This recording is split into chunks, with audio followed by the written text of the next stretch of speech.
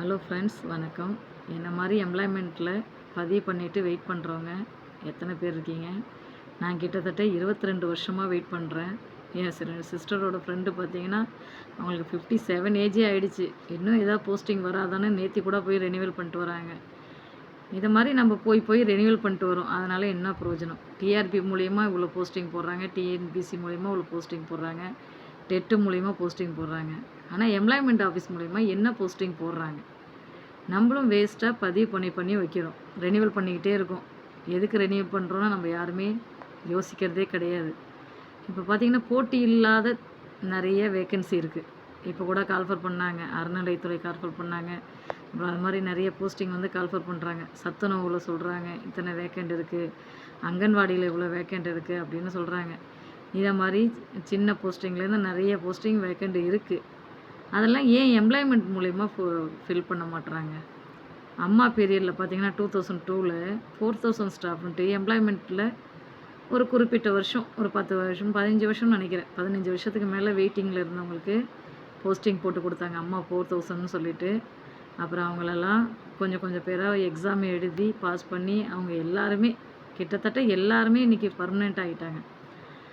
அந்த 2002க்கு அப்புறம் இந்த 24 இயர்ஸ் வரைக்கும் அதை மாதிரி ஒரு போஸ்டிங் போடவே இல்லை. அம்மா மாதிரி தைரியமாக யாரும் போஸ்டிங் போடல. இப்போ நம்ம சிஎம்கிட்ட நம்ம எல்லோரும் இதை ஒரு ரிக்வெஸ்ட்டாக கேட்போம். இப்போ உள்ள காலகட்டத்துக்கு ஒரு 10,000 ஸ்டாஃபாக நம்ம வந்து கேட்போம். நமக்கு எம்ப்ளாய்மெண்ட்டில் இத்தனை வருஷம் சீனியாரிட்டி இருக்குது, எந்த போஸ்டிங் போட்டாலும் சீனியாரிட்டி படி போடுங்க அப்படின்னு நம்ம சொல்லி கேட்போம். போன ஆட்சியிலலாம் இதெல்லாம் நடக்காது. ஏன்னா அங்கன்வாடினா 5 லட்சம், சத்துணவுனா 6 லட்சம், அறநிலைத்துறைனா 10 லட்சம், இதை மாதிரி எங்கெங்கெல்லாம் வேக்கண்ட் இருக்கோ அதுக்கெல்லாம் பணம் வாங்கிட்டு தான் போஸ்டிங் போட்டாங்க. இப்போ அப்படி கிடையாது. சிஎம்ஏ நம்மகிட்ட நேரடியாக சொல்கிறாங்க, வாட்ஸ்அப் நம்பர் கொடுத்துருக்காங்க, அதில் நம்ம எல்லோரும் வீடியோ போடுவோம்.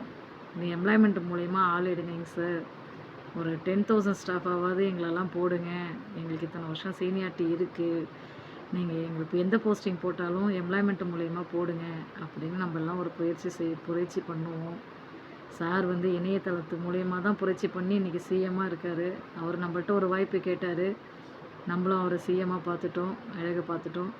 நமக்கு ஒரு போஸ்டிங் கேட்போம். எம்ப்ளாய்மெண்ட்டில் பதிவு பண்ணி என்னை போல் வெயிட் பண்ணுறவங்க எல்லாருமே ஒரு வீடியோ போடுங்க, சிஎம்க்கு வீடியோ போடுங்க. அந்த மூலிமா நம்மளுக்கு ஏதாவது ஒரு விடிவு காலம் வருதான்னு பார்ப்போம். நம்மளும் ஒரு கவர்மெண்ட் ஜாப் போவோம். எத்தனை காலத்துக்கு தான் நம்மளும் ப்ரைவேட்டில் போய் வேலை பார்க்குறது? ஒரு ஸ்கூலில் போய் வேலை பார்த்தா 4000 5000 தான் தராங்க. அதுக்கு நாய் மாதிரி உடைக்க வேண்டியதாக இருக்குது. நீங்கள் எல்லோரும் ஒரு வீடியோ போடுங்க, எம்ப்ளாய்மெண்ட் மூலயமா சீனியாரிட்டி படி போஸ்டிங் போடுங்கன்னு சொல்லுங்கள். சீனியாரிட்டி படி நம்ம எல்லோரும் போராடுவோம். என்னோட சேர்ந்து எல்லோரும் வீடியோ போடுங்க. சிஎம் சார் காதுக்கு போகிற வரைக்கும் எம்ப்ளாய்மெண்ட்டில் எத்தனை என்ன மாதிரி வெயிட் பண்ணுறவங்க எல்லாருமே வீடியோ போடுங்க. இந்த வீடியோவுக்கு ஆதரவு கொடுங்க. எவ்வளோ ரீல்ஸ் பார்க்குறீங்க, அந்த ரீல்ஸை பார்த்து தள்ளி விடுற மாதிரி இதையும் தள்ளி விடாமல் நீங்களும் பதிவு பண்ணி வச்சுருக்கிறவங்க எல்லாருமே போராடுவோம். நமக்குன்னு ஒரு வாய்ப்பு கேட்போம். சார் கொடுக்குறாங்களா என்னன்னு பார்ப்போம். நன்றி, வணக்கம்.